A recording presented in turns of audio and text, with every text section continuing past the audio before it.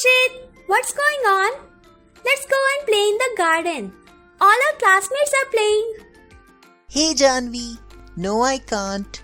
I borrowed a book from the library today, so I'm reading it. Which book have you borrowed? Can I also have a look? Sure Janvi, it is a book of English grammar and I'm reading chapters on one and many. However, there is some confusion. Oh Akshit, don't worry. I know about it. I will explain you this topic. Okay Janvi, I am very excited to know about it. Well, one means just one thing, like a person or one apple.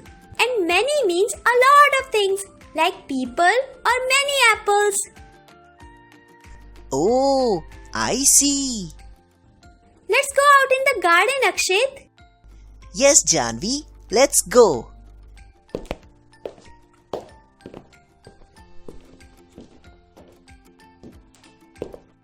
Look, Akshit, there's one butterfly fluttering around that flower. There are many bees flying from one flower to another. Right, one butterfly but many bees. Now you see how do we use one and many? Yes, it's like a little grammar adventure in the garden. Let's go back to class, Akshit. It's lunchtime. Yes, let's go Janvi.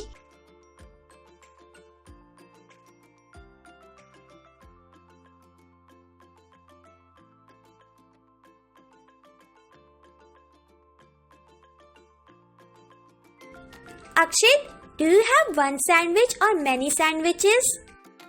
I have one sandwich. And I have many grapes. You're right, Janvi. You have many grapes, but I only have one sandwich. Akshit, let's count how many books are on this shelf. 1, 2, 3, 4, 5, 6, 7, 8. There are many books. That's right. Yes, it's like a treasure hunt for grammar. Yes, it is. Now, let's paint. Yes, let me bring crayons and paper. Akshit, let's draw something with one and many. Okay, I'll draw a big sun in the sky and many little birds flying around it. And I'll draw many flowers in the garden with many petals. One more thing, Akshit. In some words, we do not use S or ES.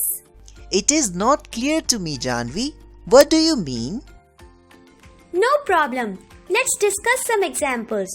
For example, man is used for one person and men is used for many people.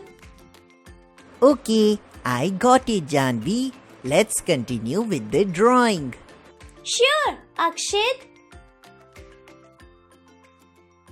Akshit, hope you are clear with the difference between one and many things. Yes, Janvi, it is clear to me.